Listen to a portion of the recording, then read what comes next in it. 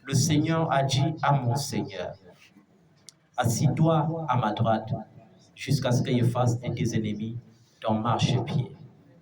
Seigneur, tu es le oui et l'amen. Amen. Que ton nom soit à jamais célébré dans les cieux, sur la terre et même sous la terre, et dans tout l'univers entier, car même dans les eaux, les monstres marins t'adorent. Sois exalté, Seigneur, au nom de Jésus. Amen. Amen. Est-ce que tu peux acclamer le nom de Jésus? Amen. Est-ce que tu peux célébrer la grâce de Dieu ce matin? Est-ce que tu peux dire merci au Seigneur pour ses bienfaits par les acclamations? La Bible dit, crois que tu as déjà reçu et tu verras la chose arriver. Crois que tu as déjà reçu et tu verras la chose se manifester. Je ne sais pas quelles sont tes attentes, mais le Seigneur te dit de croire que tu as déjà reçu et tu verras la chose arriver. Si c'est le mariage, crois et tu verras le mariage se manifester. Si c'est le voyage, crois et tu verras le voyage se manifester. Si c'est l'enfantement, crois et tu verras que les enfants vont naître. Si c'est la santé, crois que tu es déjà guéri et tu verras la guérison se manifester. Si c'est le succès, crois que tu as déjà du succès. Si c'est l'emploi, crois que tu es déjà travailleur et tu verras la grâce de Dieu se manifester dans ta vie. Il a dit, croyez que vous avez déjà reçu et vous verrez la chose arriver. Amen. Amen. Et ce matin, nous allons parler d'un thème nouveau par la grâce de Dieu. Amen. Amen. Et le thème, c'est « N'aie pas peur, car Dieu a tout prévu ». Amen. Dis avec moi, je n'ai pas peur, Je n'ai pas peur, car Dieu a tout prévu à l'avance. car Dieu a tout prévu à l'avance. Amen. Amen. Dieu a tout prévu à l'avance. Dieu a tout prévu à l'avance. Amen. Tu peux t'asseoir. Et pendant que tu t'assois, tes ennemis vont se lever là où ils sont pour t'acclamer. Amen. Amen. Tu n'as pas besoin d'avoir peur parce que Dieu a tout prévu à l'avance. Pourquoi est-ce que les enfants de Dieu n'ont pas une victoire ferme de nos jours? Parce qu'ils sont habités par la peur. La peur de ne pas réussir. Amen. Amen. La peur de ne plus vivre. Lorsqu'ils entendent qu'il y a les guerres, il y a les bruits de guerre, ils ont peur. Ça peut arriver chez nous. Lorsqu'ils entendent qu'il y a les séismes, les catastrophes naturelles, ils disent, peut-être ça peut me tuer aussi. Amen. Amen. Lorsqu'ils dorment, ils ne peuvent pas dormir tranquilles parce qu'ils se disent toujours que l'ennemi est en train de venir, les sorciers sont en train de venir pour le dévorer dans son sommeil. Et le diable tire gloire de cela. Le diable tire gloire de tes peurs. Il est temps que tu cela cesse au nom de Jésus-Christ de Nazareth. Amen. Amen. Dieu a tout prévu à l'avance. Il dit qu'il t'a donné un esprit de force et de courage et de sagesse. Et par cet esprit, tu peux l'appeler Abba, ton Père. Amen. Amen. Dieu a tout donné comme garantie. À côté de l'esprit de force, Dieu a créé des anges pour qu'ils nous servent. Amen. Amen. Le rôle d'un ange, c'est de servir Dieu et de servir l'homme qui a été créé à l'image de Dieu. Amen. Amen. Mais les enfants de Dieu ne comprennent pas cela jusqu'aujourd'hui. Et lorsque nous rentrons dans la Bible, nous allons voir que depuis l'Ancien Testament jusqu'au Nouveau Testament, les anges ont toujours continué de servir Dieu et les hommes. Amen. Il y a des gens qui pensent que la manifestation des anges s'arrête dans l'Ancien Testament. C'est faux. Dans le Nouveau Testament, nous avons vu les anges se manifester. Amen. Il n'y aura jamais de miracle tellement extraordinaire dans ta vie qui va se produire sans que tu ne rencontres un ange. Amen. Le plus souvent, lorsque nous rencontrons des anges, et quand on parle des anges, les gens pensent qu'on doit rencontrer un grand homme géant avec des ailes déployées. Non. Dieu ne peut pas t'envoyer l'ange sous cette forme. C'est que tu vas mourir. Amen. Amen. Quand on parle des anges, proprement dit, l'aile de l'ange, un seul côté, peut couvrir toute la ville de Yaoundé. Un seul côté de son aile. Amen. Amen. C'est pour cela que dans le livre d'Apocalypse, quand on veut décrire l'ange qui doit gérer le 7e et le dernier fléau, on dit qu'il a un pied au milieu de l'océan et le second pied à la plage. Imaginez quelle taille il peut avoir. Vous connaissez la distance de l'océan? L'océan, on dit qu'il a un pied au centre de l'océan et l'autre pied à la plage. Ça veut dire que si tu rencontres un tel géant, tu n'auras même pas la force pour parler. Amen. Amen. Mais je vais te dire une chose. Dieu intervient encore dans nos vies par des anges. Et les enfants de Dieu devraient comprendre que même en temps de faiblesse, Dieu dit dans le Psaume 91, au verset 11, qu'il a donné des ordres à des anges, à ces anges, à notre sujet. Il faut que tu comprennes qu'il y aura des temps où tu auras des faiblesses dans la prière. Il y aura des temps où tu auras des faiblesses quand les épreuves vont survenir. Mais Dieu te dit, dans le Psaume 91 au verset 11, qu'il a donné des ordres à ses anges à ton sujet. Ils te porteront dans leurs mains pour que ton pied ne heurte pas contre une pierre. Amen. Ils feront comment? Ils te porteront dans leurs mains pour que ton pied ne heurte pas contre une pierre. Amen. Et le problème des enfants de Dieu, c'est qu'ils ne connaissent pas que Dieu a donné toutes les garanties pour leur sécurité. J'ai vu des enfants m'appeler et dire, quelque chose doit m'arriver. Pourquoi? Parce que depuis, je n'arrive plus à méditer. Pourquoi? Parce que je n'arrive plus à prier. Dieu sait que dans des temps de faiblesse, il a donné des ordres à ses anges de veiller sur toi dans toutes tes voies. Dieu sait qu'il a dit que dans des temps de faiblesse dans la prière, le Saint-Esprit intercédera pour toi, comme il dit dans Romains chapitre 8, par des soupirs inexprimables. Amen. Ça veut dire qu'il y aura des nuits où tu vas te lever. Tu vas vouloir prier, mais tu vas sentir que tu n'arrives pas à prier. Il y aura des nuits où tu vas te mettre à genoux. Tu vas t'attendre à ce qu'une parole sorte de ta bouche, mais aucune parole ne doit sortir de ta bouche. Mais la Bible dit que dans ces moments, souviens-toi, fais recours à quoi? Au Saint-Esprit. Il y a des périodes dans ta vie où tu vas faire recours à l'ange. Amen. Et je vais vous dire, ça ne date pas d'aujourd'hui.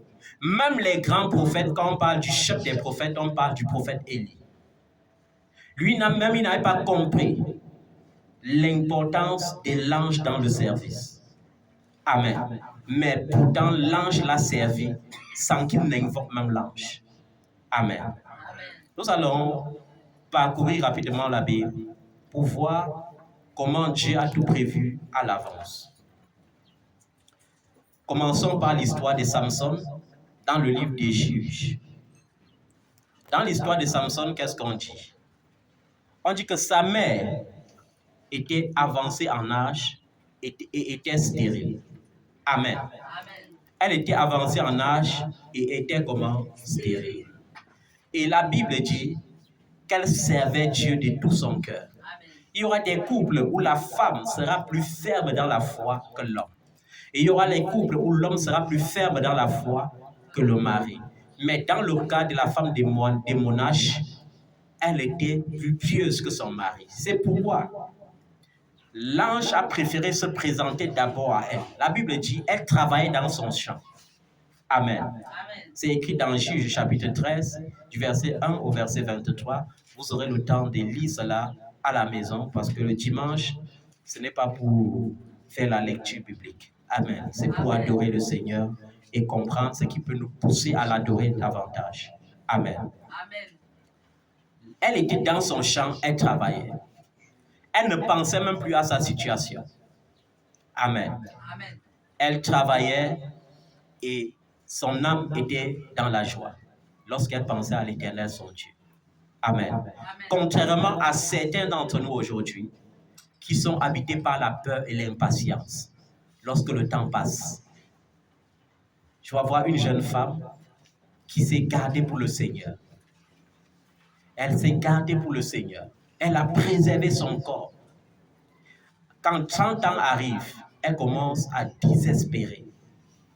Elle multiplie les jeûnes et les prières et au bout de quelques années, quand rien ne se produit, elle s'en va se donner au plus pied des païens. Pourquoi? Parce que c'est l'impatience. Le fruit de l'esprit qui produit les grandes bénédictions, c'est la patience. Amen. C'est quoi? La patience. Vous avez vu avec l'un de vos frères ici, qui a cheminé avec moi pendant 2 ans. Pendant 2 ans dans un chômage atroce. Vous savez le genre de chômage qui vous prend au point qu'il y a les jours où vous manquez 500 francs pour prendre le taxi. Il y a les jours où vous manquez 200 francs pour faire un appel téléphonique. Il y a les jours où vous vous contentez d'un morceau de pain de justesse. Il a vécu cela. Mais il a saisi une parole, il s'est accroché sur ça. Dieu fait toutes choses bonnes en son temps. Et cette situation ne l'a pas empêché de servir le Seigneur. Ça ne l'a pas empêché d'adorer le Seigneur. Et autant marqué par le Seigneur l'a surpris.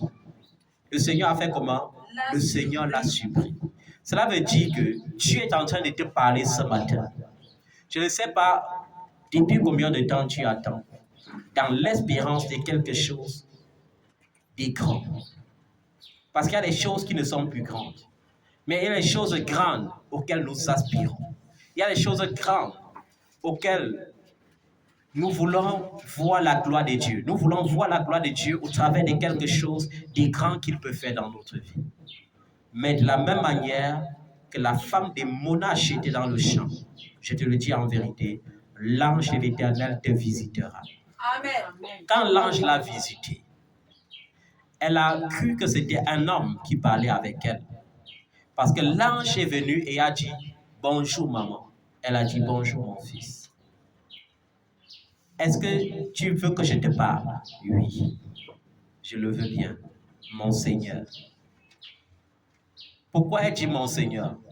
Parce qu'elle a senti que mais, celui que j'appelle mon fils veut me parler. Ça veut dire que ce n'est plus lui-même, c'est le Seigneur qui veut me parler. Et l'ange lui a dit, à partir d'aujourd'hui, je veux que tu te prives de tout fruit des vignes. Que tu te prives de quoi? De tout fruit de vie. C'est toi la femme qui veut un enfant. Mais c'est toi encore la femme qui veut finir tous les bières dans les bars. C'est encore toi qui veux boire tous les meilleurs vins du monde. Non. Le Seigneur te dit, le Seigneur a dit à la femme de mon âge, je veux, amen, que tu te prives de tout fruit de vie à partir d'aujourd'hui. Parce que le Seigneur doit te visiter et tu tomberas enceinte. Amen. Amen. Elle a cru en cela, malgré sa vieillesse. Le problème de certains enfants de Dieu, c'est qu'ils sont rebelles vis-à-vis de Dieu. Ça veut dire que lorsqu'ils attendent la bénédiction, impatiemment, un jour, ils se lèvent et ils commencent à gronder Dieu, comme certains le disent. D'autres commencent à dire, est-ce que Dieu là existe même? Si Dieu existe, pourquoi je vois les témoignages seulement dans les vies des autres? Pourquoi ce n'est pas dans ma propre vie?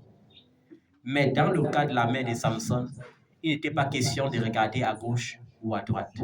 Il était question de dire, si Dieu a voulu que cette situation soit ainsi, je vais l'adorer avec cette situation. Amen. Amen. Étant avancée en âge, elle savait que elle allait adorer son Dieu, mourir et entrer dans le repos de Dieu. Mais Dieu avait un plan contraire. Amen. Dieu l'a visité. Dieu lui a parlé. Et qu'est-ce qu'elle a fait? Elle a couru à la maison. Elle a dit à son mari, j'étais dans le champ aujourd'hui et un homme est venu me parler. Et qu'est-ce que son mari a fait? Son mari n'a pas répondu Amen. Non. Il est allé, il s'est mis à genoux. Il a prié. Il a dit, Seigneur, si l'homme qui est venu parler à ma femme vient de toi, je te supplie, fais qu'il vienne encore. Amen. Amen. Si l'homme qui a parlé à ma femme vient de toi, comme messager, je te supplie, fais qu'il vienne encore dans le champ. Et Dieu a fait quelque chose qu'il n'a pas compris. Et quand nous lisons cette histoire, on se rend compte que peut-être le père de Samson n'aimait pas trop aller au champ. Parce que pour la deuxième fois, sa femme est allée toujours au champ et a rencontré l'homme. Et l'homme lui a encore parlé. Je t'ai dit de supprimer tout vin, toute boisson alcoolique de ton régime à partir d'aujourd'hui. Parce que certainement, Dieu va te bénir. Amen. Et elle a supplié l'homme. S'il te plaît, mon Seigneur, reste là, je viens. Et elle a couru, elle est allée appeler son mari. Et son mari est venu et a rencontré l'homme. Et l'homme a répété la même chose à son mari. Et le mari a dit, il faut que nous offrons un sacrifice à Dieu pour cette bonne nouvelle. Amen. Ils n'ont pas sacrifié parce qu'un faux prophète est venu leur dire, nous voulons l'offrande du taureau. Nous voulons l'offrande de la chèvre ou l'offrande du bœuf. Ils ont sacrifié parce qu'ils ont cru que le Dieu de l'impossibilité pouvait agir dans leur vie malgré qu'ils soient vieux. Amen. Et la Bible dit, ils ont dressé l'autel, ils ont allumé le feu, et lorsqu'ils ont découpé le sacrifice et ont placé sur le feu, curieusement, l'homme qu'ils voyaient comme un homme est allé monter sur l'autel au milieu du feu et a disparu avec le sacrifice. Et Monash a paniqué. Il a dit, nous on était comme ça en train de parler à l'ange et on a cru que c'était un homme. Ça veut dire qu'on va mourir. Et sa femme lui a dit, si l'ange voulait nous tuer, il nous aurait même tués depuis, il ne nous aurait pas parlé. Donc mon mari, sois tranquille. Et ce que tu vas tirer de ce récit, c'est que mon ami, tu dois être tranquille. Amen. Peu importe la situation, sois tranquille. En rendant grâce à Dieu pour ta situation, tu dois voir la solution se manifester. Amen. Amen. On ne rend pas grâce à Dieu par une prescription humaine. On rend grâce à Dieu par une prescription divine. Dieu m'a parlé, Dieu m'a convaincu. Le Saint-Esprit a déclenché quelque chose en moi. Le Saint-Esprit a dit, si je fais ceci, je fais cela, voilà la conséquence de ce qui va arriver dans ma vie. Amen. Je vais te dire, Dieu a tout prévu à l'avance. Et l'ange doit te visiter. Amen. L'ange doit te visiter parce que Dieu a tout prévu à l'avance. Je vais te dire, si tu savais que Dieu est capable même d'ordonner aux hommes de te bénir, tu n'allais pas être en train de te tourmenter comme tu te tourmentes chaque jour. Dieu est capable de parler à tout homme. Amen. J'ai compris quelque chose avec Dieu. C'est que lorsque tu as une situation et que tu la confies à Dieu et que tu fais taire tes inquiétudes et tes peurs, Dieu agit ponctuellement. Qu'est-ce qui freine souvent le processus? C'est la peur, c'est les questionnements. Amen. Il est bien vrai, nous sommes des humains. Mais la Bible dit, nous ne sommes plus nés de la chair, nous sommes nés de l'esprit. Dans Jean chapitre 3, au verset 10, qu'est-ce que le Seigneur dit? Ce qui est né de l'esprit est esprit. Amen. Amen. Tu n'es plus né de la chair pour avoir peur. Tu es né de l'esprit. Amen. Amen. Tu es né de quoi? De l'esprit. Tu n'as pas besoin de paniquer. Dis avec moi, je n'ai plus besoin de paniquer. Car Dieu a tout prévu à l'avance. Les parents de Samson n'avaient pas prévu l'existence de Samson. Mais Dieu, à l'avance, avait prévu. Et quand Dieu veut te donner ces genres de bénédictions, imaginez, quand Samson naît, c'était dans une époque où Israël était tourmenté. Amen. C'était une époque où Israël vivait dans la peur. Mais Dieu a choisi la femme qu'on a passé toute la jeunesse à dire stérile. Vous savez, il y a des femmes que lorsqu'elles sont stériles, dans leur quartier, on les calomnie. On dit que c'est parce qu'elles ont passé le temps à faire des avortements. Amen. On dit souvent que d'autres, c'est parce qu'elles sont des sorcières. Elles ont mangé tous leurs enfants. Amen. Et quand tu es même riche, on dit que oui, tu as vendu pour de l'argent. Amen. Mais Dieu avait prévu cette femme stérile, prédestinée à être la mère de l'homme dans lequel allait habiter l'Esprit de Dieu dans toute sa force. Samson. Amen. C'est pourquoi je dis et je m'appuie sur cela pour prophétiser dans ta vie qu'un miracle qui doit étonner ta génération est sur le point d'arriver au nom de Jésus. J'ai dit un miracle qui est sur le point d'étonner ceux qui donnaient des conclusions négatives sur ta vie est sur le point d'arriver au nom de Jésus. Amen. Amen. Dieu est capable de te sortir. Amen. Dieu est capable de te sortir de cette situation et de te donner une situation extraordinaire. Amen. Il est capable de te sortir de là et de te donner quelque chose que tu n'attendais pas. Amen. Il est capable de te faire quitter de zéro à héros. Amen. Il est capable de faire comment? De te faire quitter de zéro à héros parce qu'il n'a pas changé. Il y a des gens qui ne vont pas préparer un voyage, mais un voyage doit se préparer. Le Seigneur va préparer un voyage dans le secret. Tu vas te retrouver seulement en train de voyager. Tu n'avais pas prévu. Ce n'était pas dans ton calendrier 2023, mais tu te trouves en train de voyager. Amen. Il y a des gens qui n'auront pas fait de demande d'emploi quelque part, mais Dieu va demander l'emploi à leur place. Amen. Dieu est capable de tout faire. Il a tout prévu à l'avance. Amen. Je me rends compte aujourd'hui que Dieu ne m'a jamais abandonné. Et que Dieu qui envoie les anges a souvent envoyé des anges pour moi. Même quand j'ai eu des problèmes de finances, il y a eu des moments dans le désert où j'ai eu besoin de 10 000 francs. Amen. Après, j'ai eu les 10 000 francs. Mais Dieu a dit, s'il n'a que 10 000 francs, il doit utiliser pour ce problème et il va manquer pour manger après. Il y a des situations où Dieu a envoyé l'ange publiquement me donner le double de ce que j'attendais. Dieu n'a pas changé. Le problème des enfants de Dieu, c'est qu'ils limitent Dieu. Ils portent leurs problèmes au lieu de confier leurs problèmes à Dieu. Ils portent leur sort au lieu de confier leur sort à l'Éternel. La Bible dit, recommande ton sort à l'Éternel. Mets en lui ta confiance et il agira. Amen. Recommande ton sort à l'Éternel. Peu importe ce que tu vis, peu importe ce que tu traverses, recommande ton sort à l'Éternel. Mets en lui ta confiance et il agira. Amen. De la même manière que Dieu avait envoyé l'ange pour la femme de mon âge, Dieu sera capable d'envoyer son ange pour te dire, mon serviteur, enfin c'est accompli. Ma servante, enfin ça doit arriver.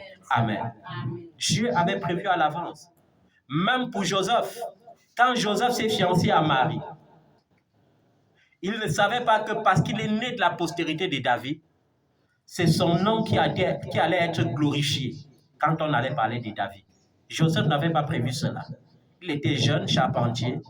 Il avait trouvé sa belle femme, Vierge Marie. Amen. Il savait qu'il allait se marier avec Marie, fonder sa famille et vivre comme ses parents ont vécu. Amen. Mais Dieu avait prévu que parce qu'il était de la postérité de David, Dieu allait naître par sa femme et on allait appeler Joseph, Jésus, fils de Joseph, fils de David. Amen. Il n'avait pas prévu cela. C'est pourquoi lorsqu'il a vu sa femme enceinte, parce qu'il y a des prophéties qui vont arriver et vont créer le scandale. Amen. L'ange Gabriel a dit à Marie, tu vas tomber enceinte. Amen. Il savait que Marie était la fiancée de quelqu'un. Quand la prophétie s'est accomplie, ça a créé une grosse confusion. Pour Marie d'abord, parce qu'elle a dit, mon mari m'attend. Amen. Amen. Mon mari fait comment? Il m'attend. Comment je vais l'annoncer la nouvelle? Est-ce qu'il doit croire? Un ange me parle et je tombe enceinte. Ça va se définir comment? Est-ce qu'il doit dire que c'est possible? Amen. Amen. Mais elle est quand même allée, elle a annoncé la situation à Joseph. Joseph étant un fiancé qui aime. Il n'était pas nos gens d'aujourd'hui. Vous savez, si c'était les gars d'aujourd'hui, c'était le scandale total. Ils allaient aller à Canal 2, à Equinox, à France 24, pour dire, vous avez vu une femme qu'on avait dit qu'elle était pieuse. Et aujourd'hui, elle est enceinte. On ne s'est jamais connu. Et elle veut que j'endosse cette grossesse. C'est impossible. Amen. Amen. Mais Joseph était le contraire de ce que les hommes, même dans l'église, sont aujourd'hui. Joseph a préféré dire, il faut que je me sépare de toi, mais secrètement. C'est-à-dire sans causer de scandale.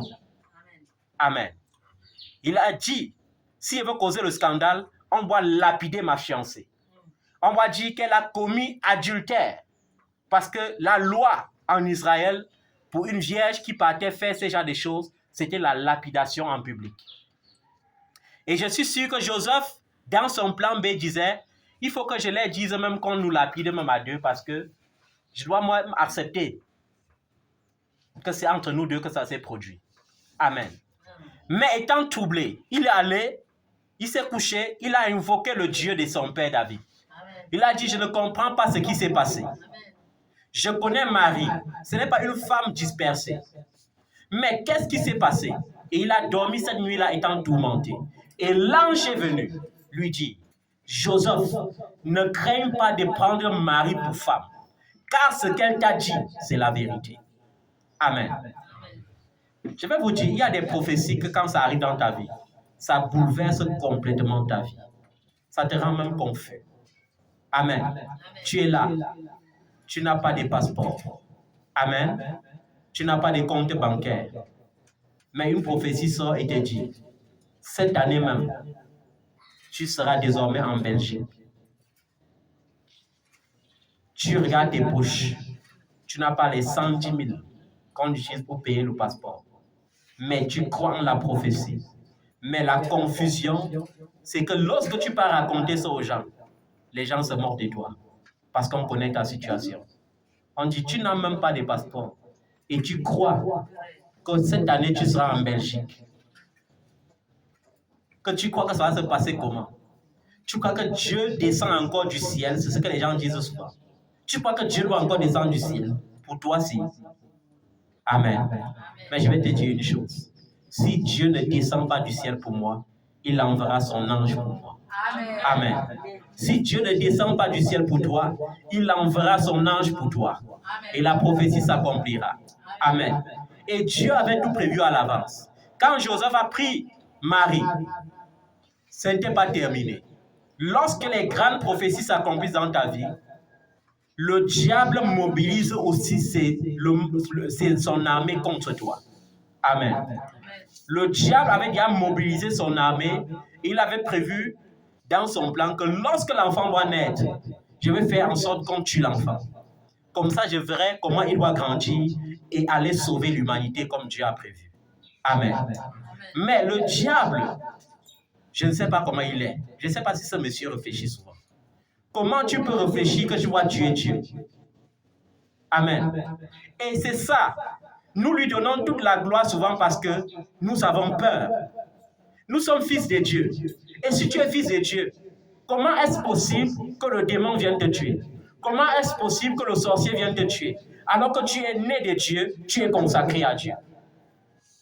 C'est impossible, bien-aimé. Si tu ne savais pas, je te l'annonce ce matin, c'est impossible que l'ennemi touche à ce qui est consacré à l'Éternel. Ce sont tes peurs qui les invitent dans ta vie.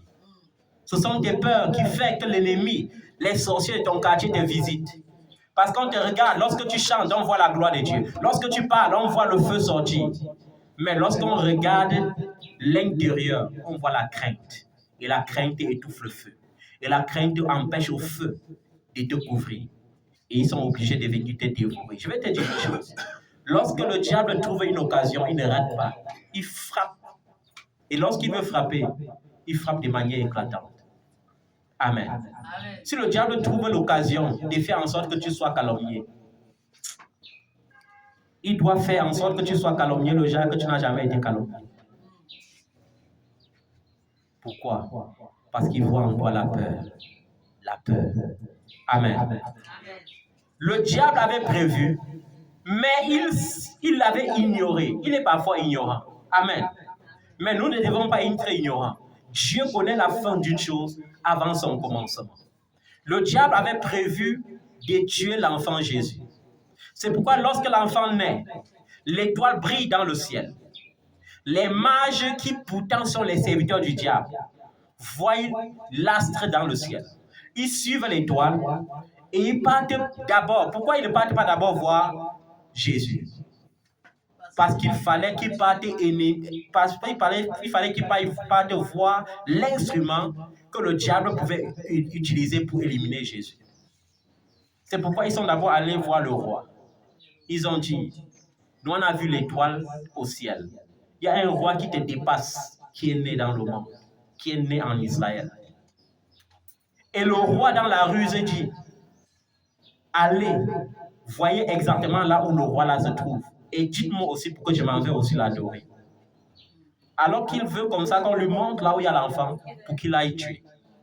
Les mages sont partis et ils ont offert les présents. Vous savez que le diable est le premier adorateur de Dieu. Je ne sais pas pourquoi vous l'adorez. Ses serviteurs sont allés adorer Jésus et lui ont offert les présents. Amen. On a offert l'argent, on a offert les parfums les plus chers, on a offert les huiles les plus chères à Jésus alors qu'il était encore bébé dans sa crèche. Amen. Ça veut dire que je ne dois pas craindre les francs-maçons. Amen. Amen. Parce que Dieu peut utiliser même un franc-maçon pour t'offrir les présents. Il ne faut pas qu'on voie tout Satan partout. Amen. Nous ne devons pas voir Satan partout. Satan lui-même sait qu'il n'a rien créé. Amen. Amen. Il sait comment qu'il n'a rien créé. Dans le livre d'Agée, chapitre 2, qu'est-ce que la Bible dit? À moi l'Éternel l'or, à moi l'argent, à moi les animaux des champs, dit l'Éternel des armées. Amen. Et lui-même, ce monsieur, sait qu'il n'a rien créé. Il sait que n'ayant rien créé, il a récupéré tout lorsque Adam a chuté. Parce que lorsque Dieu a créé le ciel et la terre, il a offert la terre à Adam. Amen. Amen. C'est Adam qui a offert la terre à Satan. Mais le sang de Jésus ayant touché le sol a récupéré la terre qui était livrée à Satan. Et Satan veut te convaincre que jusqu'aujourd'hui, la terre l'appartient. La terre ne l'appartient pas. Même si ceux qui gouvernent le servent, c'est dans l'ignorance. Nous savons que tous les rois sont connus de Dieu. Parce que lorsque Jésus dit par la bouche de l'apôtre Paul, dans le livre des Colossiens, il dit quoi? Car toutes choses ont été créées par lui et pour lui. Amen. Dans les cieux, sur la terre et sous la terre. Les choses visibles et les choses invisibles. Les trônes, les pouvoirs, les dignités, les principautés. Toutes ces choses ont été créées par lui et pour lui. Amen. Amen. Et lorsque tu sais ces choses et que tu t'accroches courageusement à ces choses, tu obtiens la victoire. Amen. Le plus souvent, la victoire n'est pas possible. Pourquoi? Parce que les enfants de Dieu vivent dans la peur. La peur d'échouer, la peur du lendemain, la peur du lendemain, surtout la peur du lendemain. Alors que le Seigneur Jésus a dit, le lendemain aura soin de lui-même. À chaque jour suffit sa peine. Amen. C'est pourquoi nous voyons, quand les mages partent, ils voient l'enfant, ils adorent l'enfant. Au lieu d'aller maintenant dire à Hérode, là où se trouve l'enfant, l'ange de Dieu, oh Seigneur, l'ange est capable de dissuader même ton ennemi. C'est-à-dire que ton ennemi vient pour te tuer, l'ange se place et lui dit que si tu tentes de franchir la ligne là, je te tue. Et c'est ce qui s'est passé. Les mages ont reçu l'instruction de la part des anges de rentrer directement chez eux sans plus passer à Jérusalem donner le rapport à Hérode. C'est pourquoi Hérode a patienté 2 ans. Amen. Il a patienté 2 ans. Et quand il a vu que les mages ne venaient plus, qu'est-ce qu'il a dit? Il a dit aux soldats, allez à Bethléem et tuez-moi tous les enfants âgés de 0 à 2 ans. Parce qu'il savait que si on tue tous les bébés de 0 à 2 ans, on va tuer Jésus. Mais comme Dieu connaît la fin avant le commencement, Dieu a dit dans Matthieu chapitre 2 au verset 13 à Joseph, lève-toi, prends l'enfant et sa mère et fuis en Égypte jusqu'à ce que je tue d'abord tous ceux qui en veulent à sa vie. Amen. Il y aura des situations où Dieu va te dire, reste d'abord tranquille jusqu'à ce que j'élimine tous les ennemis de ta destinée. Amen. Et c'est ce qui s'était passé pour Jésus. Il est allé en Égypte et quand Dieu a tué Hérode 7 années plus tard, il a dit à Joseph, tu peux rentrer maintenant à Jérusalem parce que ceux qui en voulaient la vie des enfants, je les ai tués. Ils sont tous morts. Amen. Dieu prévoit tout à l'avance. Il connaît la fin avant le commencement. Il connaît la fin. C'est pourquoi la Bible dit, il exauce au-delà de ce que tu penses et au-delà de ce que tu demandes. Il exauce au-delà de ce que tu penses et au-delà de ce que tu demandes. C'est-à-dire que même ta pensée devrait être un centre d'adoration et de prière. Un centre de réclamation. Amen. Seigneur, je désire pour ta gloire. Je désire ceci, mais pour la gloire de Dieu. Tu désires voyager, mais est-ce qu'il y a la gloire de Dieu dedans? Tu désires te marier, est-ce que c'est pour la gloire de Dieu? Tu désires être riche, est-ce que c'est pour la gloire de Dieu? Est-ce qu'il y a la gloire de Dieu? Lorsqu'il y a la gloire de Dieu dans une chose, le Seigneur laisse sa chose s'accomplir. Amen. Et nous avons vu la même chose se produire pour Zacharie. Le ministère angélique dans le Nouveau Testament s'est produit pour Zacharie. Et nous l'avons vu également même pour le Seigneur. Il y aura des situations que c'est lorsque tu auras vaincu l'épreuve que l'ange doit venir. Amen. Quand tu vas finir vaincre la tentation, l'ange vient. Amen. Tu pars dans un bureau, on te reçoit, tu finis l'entretien. On te dit on va te retenir à condition que on te montre la liste des sectes. Amen. Tu commences à te tourmenter. Tu dis donc je vais finir pauvre. Un travail comme ça, on va m'embaucher, on va me donner un chauffeur, une voiture. Est-ce qu'il va laisser ça? Et c'est la même chose qui s'était produit avec Jésus. Le diable a laissé jeûner. Amen. Il a jeûné. Et le diable a attendu lorsque sa chair s'est bien affaiblie. Quand tu es au début du jeûne, tu es content. Tu es content. Parfois, lorsqu'on dit jeûne d'Esther 3 jours, tu jeûnes le premier jour, tu es content. Le deuxième jour, tu es content, mais dans l'après-midi, tu sens ton pied trembler lorsque tu te lèves. Tu arrêtes ta Bible, tu entends le corps qui dit il faut que tu dormes. Amen. Amen. Parfois, tu entends comment le corps te dit tu as un peu de force, marche vite pour que le temps passe. Il faut que le temps passe vite pour que les 3 jours arrivent. Et généralement, pour ceux qui n'arrivent pas à supporter, vers la fin du deuxième jour, ils tombent dans la marmite, ils mangent comme un prisonnier qui avait fait 4 jours sans manger. Ils mangent comme un glouton, ils mangent à une vitesse illimitée. Amen. Amen. Jésus est passé par là. Si on demande d'appeler Jésus au secours, c'est parce que Jésus est passé par ces choses, par ces moments. Jésus a jeûné 10 jours, il était là, l'adoration était parfaite. Amen. Amen. La prière était intense. 20 jours, la prière était intense. 30 jours, la prière était intense. 39 jours, il commence à sentir son corps faiblir. Amen. Amen. Et le diable voulait qu'il échoue.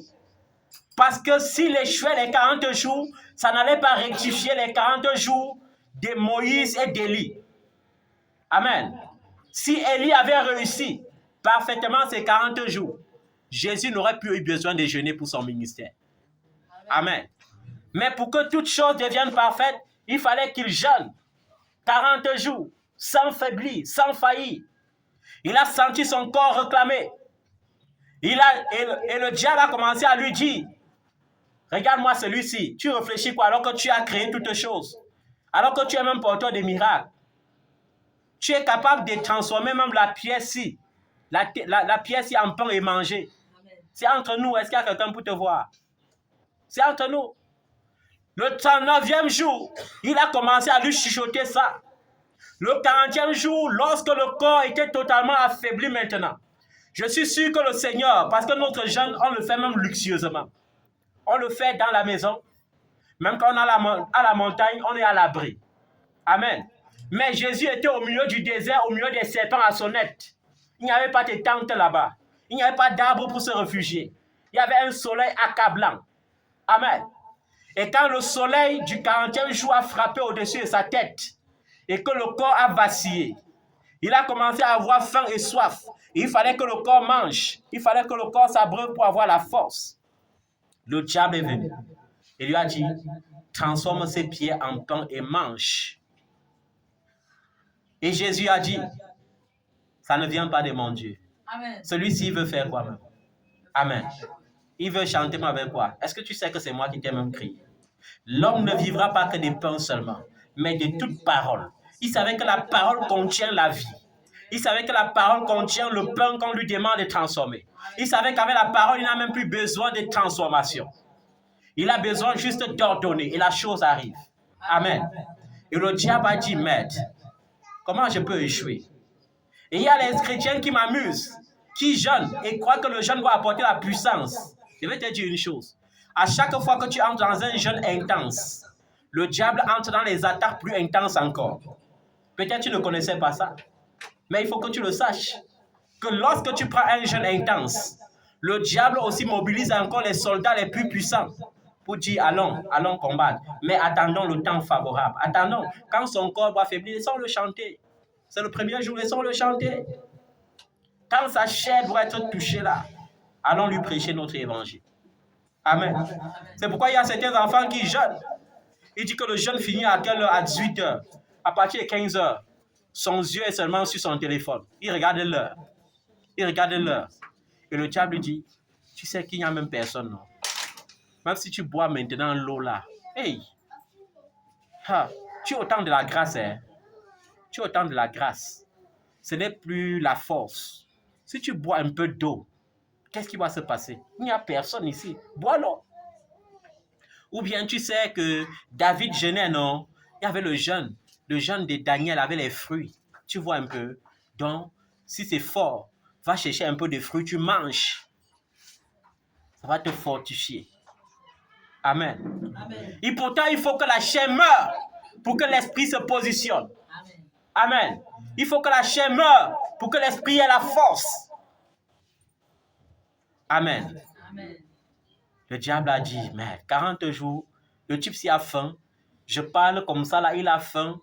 Il a les vertiges, mais il supporte. Non. Passons à une autre vitesse. Il a dit, deuxième tentation. Il faut que je le tente encore.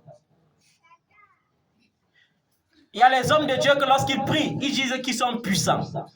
Puissants jusqu'à quand on dit qu'il y a les Ambazoniens à Bamenda. Il dit que je vais aller là-bas.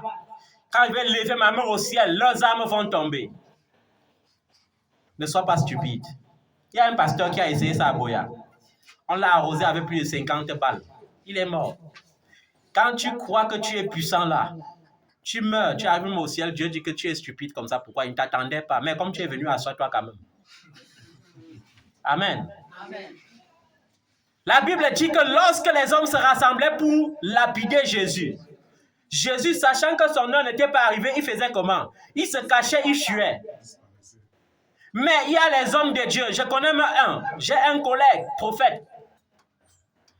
Quand les Ambazoniens chauffaient toujours à Bamenda, il aimait toujours aller rendre ministère à Bamenda. Et un jour, quand il est arrivé, ils ont pris la moto pour passer par un raccourci. Ils ne savaient pas que c'était la même route des Ambazoniens. On les a suivis. Ils étaient obligés de garer la moto et commencer à courir dans les champs. Et quand il m'a appelé, j'ai dit que mon frère, mais demande aux anges de les combattre, non, mon frère. Tu sais que tu es prophète. Il a fui. Ils sont allés sur une montagne jusqu'à ils étaient là tout essoufflés. Ils se sont couchés pour dormir un peu. Avant de continuer le chemin, on est venu les encercler. Et quand il ouvre les yeux, il se rend compte que les gens sont debout à les machettes. Il commence à parler en langue. On dit, on va vous tuer. Il dit que vous ne pouvez pas nous tuer. Hein. Moi, je suis un homme de Dieu. On dit, tu viens de Yaoundé. Il dit, je fais comment pour cacher ma carte d'identité? Vous savez que les Ambazoniens, quand ils voyaient Yaoundé sur ta carte, c'était la mort. Amen. Amen. Mais Dieu l'avait exaucé. Pendant qu'il était là, il priait en langue. Et il disait en langue, Seigneur, s'il te plaît, désarme-les. Seigneur, s'il te plaît, touche le corps de leur chef. Et une idée brillante est venue. L'un des chefs des Ambazoniens a dit, appelons d'abord le chef pour savoir s'il faut les amener au camp, c'est-à-dire en brousse, pour les torturer avant de les éliminer, ou bien ce qu'on va faire, ou bien s'il faut qu'on finisse avec eux tout de suite. Mais quand le chef des groupes a appelé, le chef a plutôt dit, non, accompagnez-les et vous les faites sortir, ils arrivent en ville, ils prennent la moto, ils partent. Vous les laissez partir. C'est leur jour des chances aujourd'hui. Il est rentré. Il a rendu témoignage. J'étais à la montagne. Et je lui ai dit, mon frère, ne sois pas plus spirituel que Jésus. Ne va plus là-bas. Un mois après, il me dit, la prophétesse l'a appelé là-bas. Il est parti encore.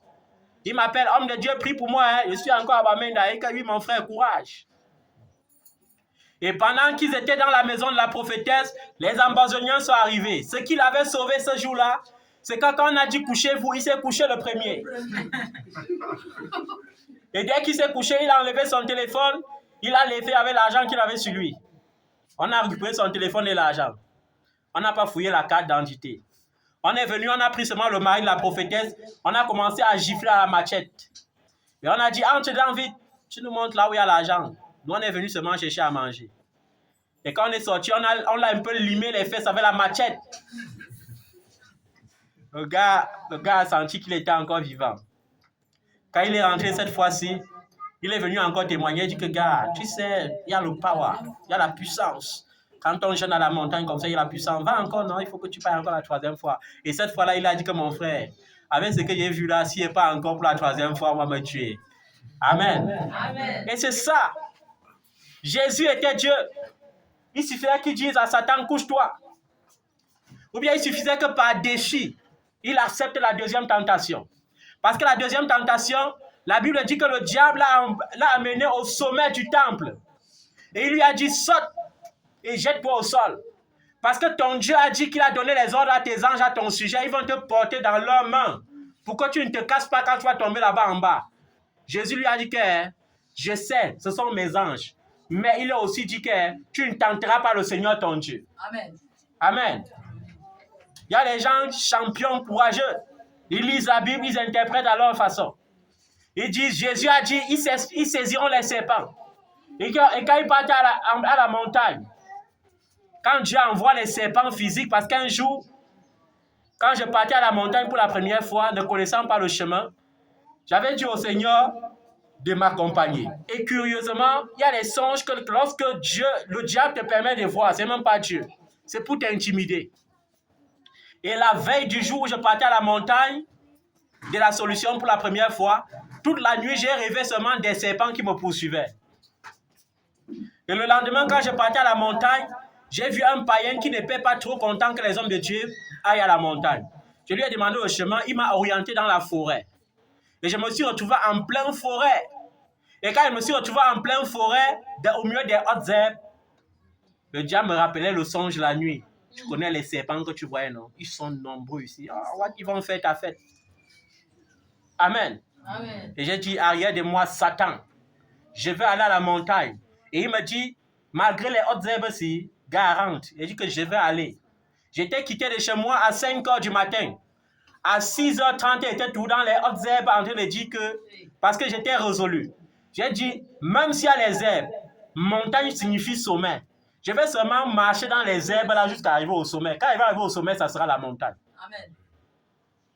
Et arrivé quelque part, la pente était glissante. Il m'a dit, mon frère, tu vas dégringoler, hein? Tu as vu la pente là? Tu vas tomber là-bas en bas, hein? Tu vas mourir.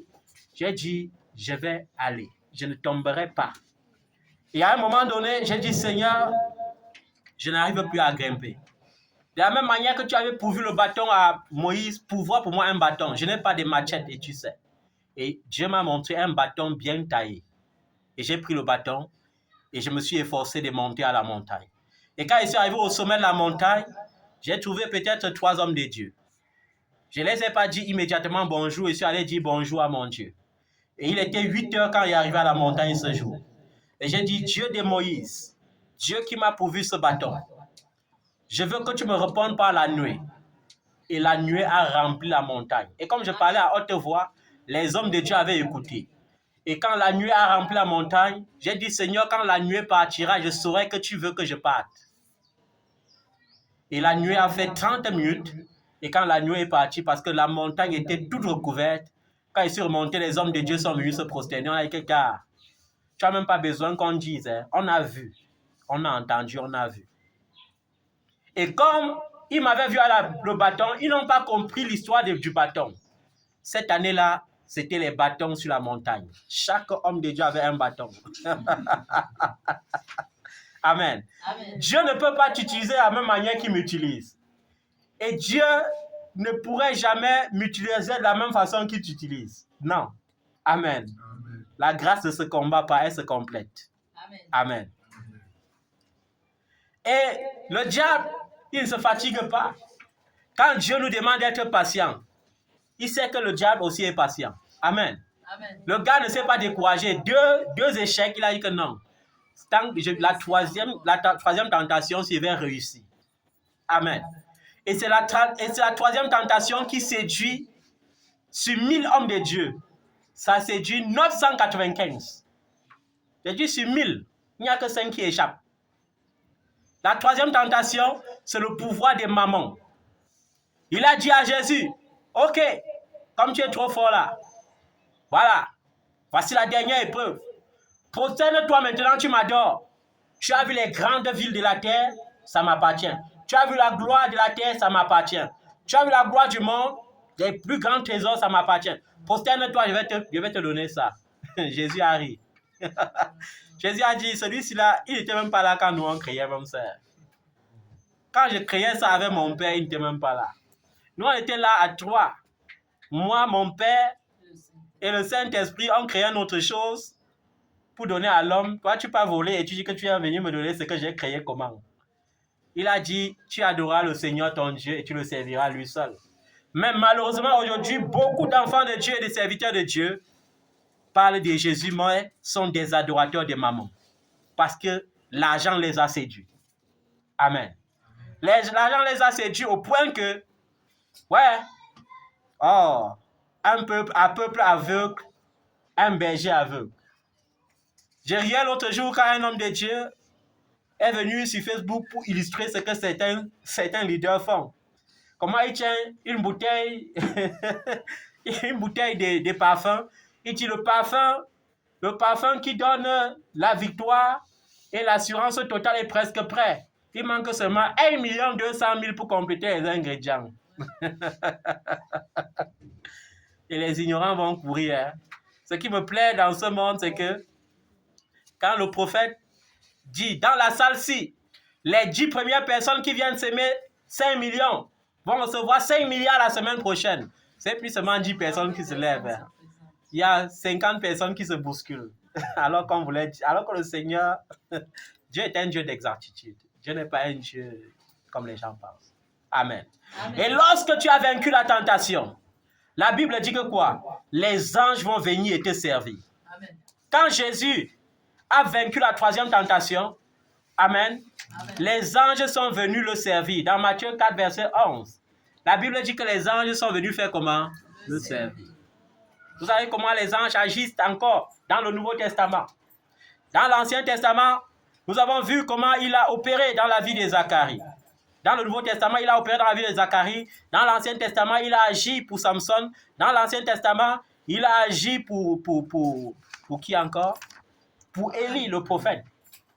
Lorsque Élie était là, il était là comme ça, au milieu du désert, le gars savait que non, quand il me couche là, non, le soleil va venir. Et je suis sûr qu'il priait même, il disait que comme le venin du serpent à son être tue en 30 secondes là, il faut que les serpents viennent même rapidement le piquer. Parce que le gars avait atrocement faim.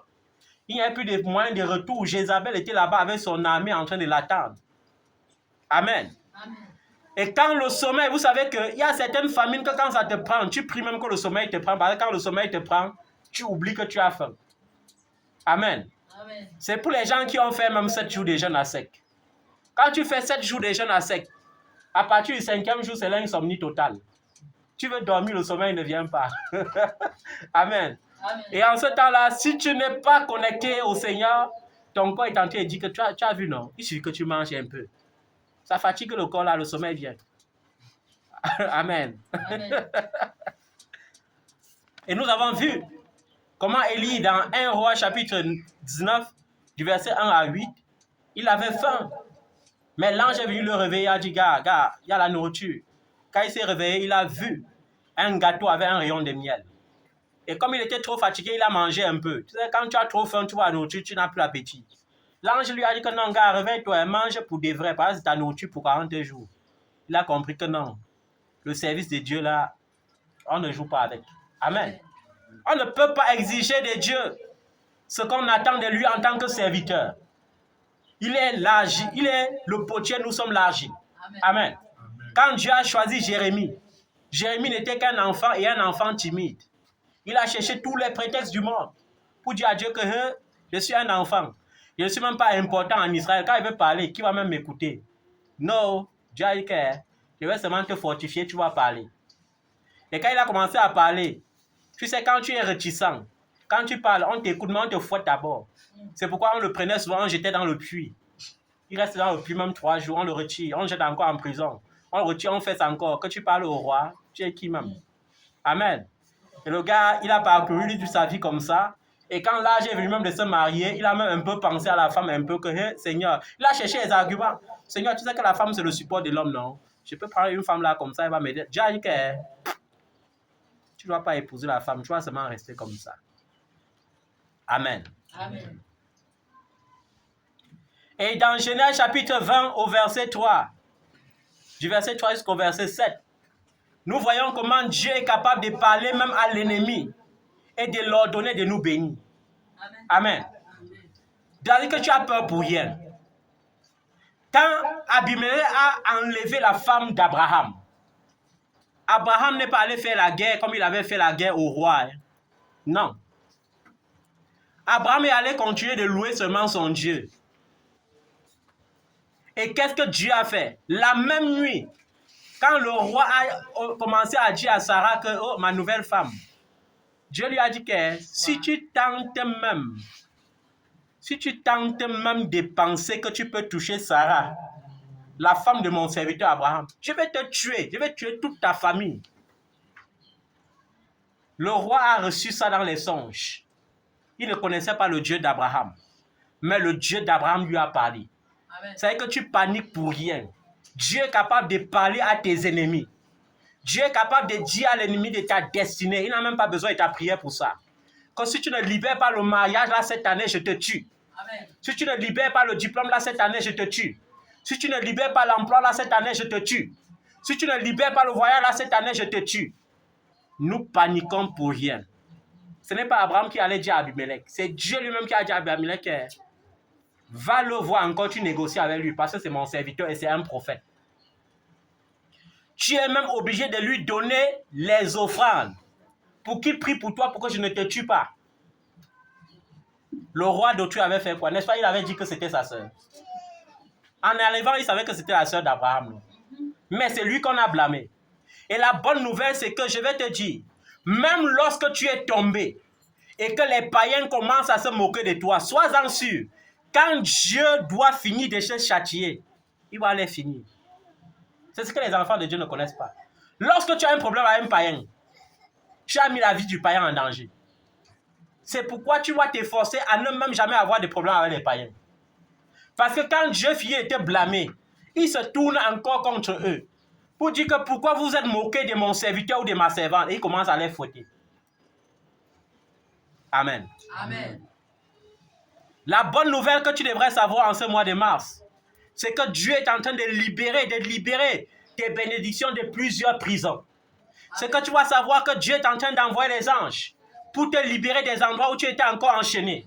Dieu est en train d'envoyer ses anges pour te donner ce que tu n'imaginais plus, ce que tu n'attendais plus.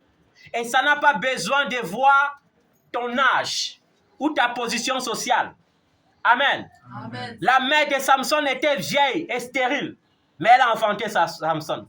Amen. La femme de Zacharie, Élisabeth, était dépassée en âge. Selon la science, elle ne pouvait plus enfanter, mais elle a enfanté Jean-Baptiste. Amen. Amen. La bénédiction n'a pas besoin de l'âge. Même la richesse que tu recherches, je veux que tu appliques ton cœur à la crainte de l'Éternel. Parce que la Bible dit que si tu appliques ton cœur à la crainte de l'Éternel, les richesses vont te poursuivre. C'est-à-dire qu'un matin, tu vas te trouver comme ça, un coup de fil, tu vas croire qu'on t'a confondu, alors que c'est Dieu qui a planifié les choses pour toi. Un seul coup de fil, tu te retrouves à la présidence. Et le même jour, tu rentres avec un chèque inimaginable. Amen. Parce que notre Dieu est capable de tout lorsqu'il décide de bénir ses enfants. Peu importe la nation où tu te trouves, Dieu est capable de faire pour toi ce qu'il avait fait pour Abraham. Abraham était dans une terre étrangère. Mais dans la terre étrangère, non seulement Dieu l'a protégé, mais Dieu a encore arraché les richesses de cette terre pour lui donner. Amen. Amen. Et ton Dieu n'a pas changé. Le ministère des anges encore, avec le Dieu qui prévoit toutes choses, s'accomplit pour Philippe dans Actes chapitre 8 au verset 26. Philippe venait de rendre un ministère. Il avait prêché à l'eunuque éthiopien. Et on l'avait porté dans une calèche. Ça veut dire que peut-être ils avaient parcouru même 50 kilomètres. Il était impossible de retourner en ville à pied. Et il ne pouvait plus dire à l'eunuque éthiopien que pardon, comme les super hommes de Dieu aujourd'hui. Dès qu'ils t'ont baptisé, ils croient qu'ils ont tout le droit sur ta vie. Quand tu n'es même pas, quand tu as ton propre programme, il dit que en nul ça, tu me donnes ta voiture pour m'accompagner. C'est obligé. Philippe n'avait pas cette attitude. Et je veux que nous ayons l'attitude qui compte sur le Seigneur et non sur les hommes. Philippe n'avait pas de calèche pour retourner en ville. Mais il savait que Dieu est omniprésent. Amen. Il savait que Dieu était omniscient et Dieu est omniscient. C'est pourquoi lorsqu'il a fini sa mission, il a baptisé l'eunuque éthiopien. Il s'est tourné vers Dieu. Il ne savait plus quelle direction prendre. Et l'ange est venu lui donner la direction. Amen. L'ange est venu lui donner la direction. Amen. Philippe était pourtant rempli du Saint-Esprit. Être rempli du Saint-Esprit ne veut pas dire que les anges ne peuvent plus nous servir. Amen. Amen. L'ange est venu lui montrer la direction et l'Esprit est devenu son avion pour retourner en ville. Amen. L'Esprit de Dieu l'a ravi et l'a ramené en ville. Amen. Amen. Vous voyez comment Dieu est capable de faire beaucoup avec nous. Mais nous limitons tout par notre nature pécheresse. Nous limitons tout par notre chair, par la panique. Amen. Amen. Oh, je fais déjà mes 55 ans. Est-ce que je peux encore me marier? Bientôt, j'aurai 60 ans. Est-ce que c'est encore possible? Pourtant, tu lis dans la Bible un Dieu qui a donné l'enfant à Élisabeth à 60 ans. Mais tu doutes de ce que ce Dieu peut faire pour toi. Alors qu'il est écrit dans Hébreux chapitre 13 au verset 8 que Jésus-Christ est le même hier au Dieu éternellement. Ça veut dire que ce qu'il a fait pour Élisabeth, il peut faire pour quelqu'un d'autre. Ce qu'il a fait pour Lazare, il peut faire. Si Dieu a ressuscité Lazare, il lui a donné un corps neuf. Peu importe la pourriture de ton corps, Dieu peut te donner un corps neuf. Peu importe la pourriture de ta situation, Dieu peut te donner une situation nouvelle. Il est capable de réécrire ton histoire. Il est capable de tout changer. Même lorsque les hommes ont déjà donné toutes leurs conclusions. Amen. C'est même parfois lorsque les hommes donnent des conclusions que Dieu vient avec sa part de conclusions. Tu es dans une famille, les gens ont déjà dit, vous voyez, elle a déjà accroché les godages, c'est fini. Elle ne peut plus se marier. Après, il se trouve en train de manger ta dot, en train d'aller célébrer ton mariage et de voir que tu célèbres un mariage plus grand que ce qui a été célébré dans ta famille. Parce que ton Dieu est capable, peu importe ton âge. Amen. Amen. Et on est obligé de rappeler ça au peuple de Dieu. Parce qu'on se rend compte à l'évidence aujourd'hui que qu'est-ce que le diable utilise pour faire le chantage dans l'église? Il utilise seulement la pauvreté et le mariage. Amen. Amen. Sur 100 femmes qui ont des problèmes à l'église aujourd'hui, 90 ont besoin juste du mariage. Sur 100 frères qui ont des problèmes à l'église aujourd'hui, plus de 95 ont juste besoin d'un confort social. C'est ça. Et le diable te menace avec ce que tu possèdes. Il te menace avec ce que tu possèdes parce que tu ignores que tu es l'héritier. Tu ignores que tu es l'héritier, tu ignores que Dieu a créé toutes ces choses pour toi. Et tu laisses la panique venir te convaincre qu'elle a déjà eu, qu'elle est déjà arrivée. Est-ce que Dieu l'a agi encore? Est-ce que Dieu l'a agi encore? Parfois, tu t'assois dans ta chambre et tu dis, peut-être il y a quelque chose qui manque encore que je fasse parce que l'autre serviteur de Dieu là, qui est venu hier là, il n'a même pas fait d'effort, le voilà déjà qui voyage partout dans le monde. Non! Dieu t'a destiné à quelque chose, suis ta feuille de route. Ne suis pas la feuille de route de quelqu'un d'autre. Amen. Tu n'es pas sur cette terre en compétition. Si tel s'est marié, il y a de cela 5 ans, cela ne veut pas dire que demain tu ne te marieras pas. La finalité n'est pas de se marier, mais de vivre réellement le mariage. Amen. Plusieurs sont mariés, mais vous connaissez ce qu'ils vivent? Est-ce que vous savez qu'il y a certaines femmes que pour supporter et ne pas divorcer, sont obligées de travailler, de se rationner et de préparer pour supplier l'homme pour ne pas divorcer, pour sauver les apparences. Est-ce que vous savez qu'il y a certaines femmes qui sont obligées de donner l'argent de la ration mensuelle à leur mari pour supplier et ne pas divorcer? Pareil pour certains hommes qui ont épousé la beauté au lieu d'épouser la femme. Quand la femme commence à faire le chantage, il faut qu'elle divorce. Chérie, laisse. Je vais te donner 1 million par mois. Laisse. Il ne faut pas que ça m'arrive, s'il te plaît. Les apparences. Ce que tu vois de tes yeux est souvent loin de la vérité. La réalité est bien. Il y a un grand fossé entre la réalité et la vérité, bien-aimé. Amen. J'ai dit, ce n'est pas parce que je suis encore en location. Amen. Que ça veut dire que je serai toujours en location. Ce n'est pas parce que nous sommes dans une salle serrée que cela veut dire que nous n'allons pas aussi servir Dieu dans une salle grande et climatisée. Amen. Non. Amen. Nous n'avons même pas besoin de faire l'évangile du marchandage avec ça. Nous n'avons pas besoin de faire le commerce pour bâtir la maison de Dieu. Nous avons besoin de rester focalisés sur Dieu. Parce que lorsque Dieu donne une vision, il équipe la vision. Amen. Il a choisi Élie. Lorsqu'Élie a eu faim, il a envoyé les anges le nourrir. Amen. Amen. Il y aura des situations, je vais vous dire une chose.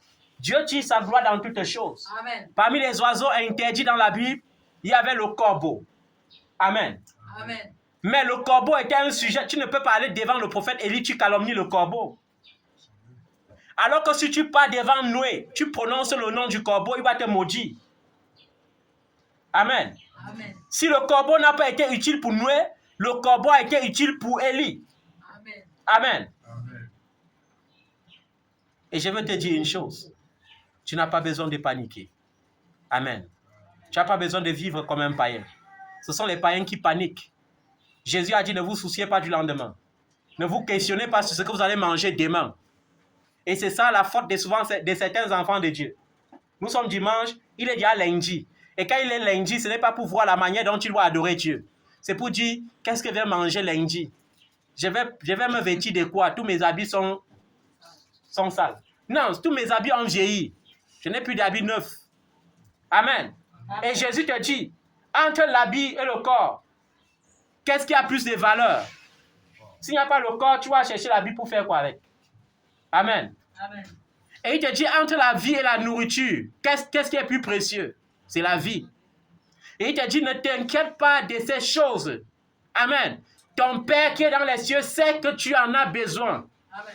Quand on dit que ton Père sait que tu en as besoin, ça veut dire que la seule chose qui va causer le déclic du miracle, c'est que je dois croire que mon Père qui est dans les cieux connaît mes besoins. Amen. Et lorsque je crois, il pourvoit à tous mes besoins. Amen. Amen. Amen. Ok. Je crois que nous avons été très longs, exagérément longs, mais c'était pour la gloire de Dieu. Amen. Je n'ai pas fini le message, mais par la grâce de Dieu, on y reviendra. Amen. Nous allons nous mettre sur nos pieds pour remercier le Seigneur pour ce puissant message. Amen. Amen.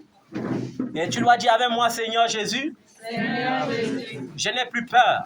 Je ne m'inquiète de rien. Je ne m'inquiète de rien. Car tu connais la fin avant le commencement.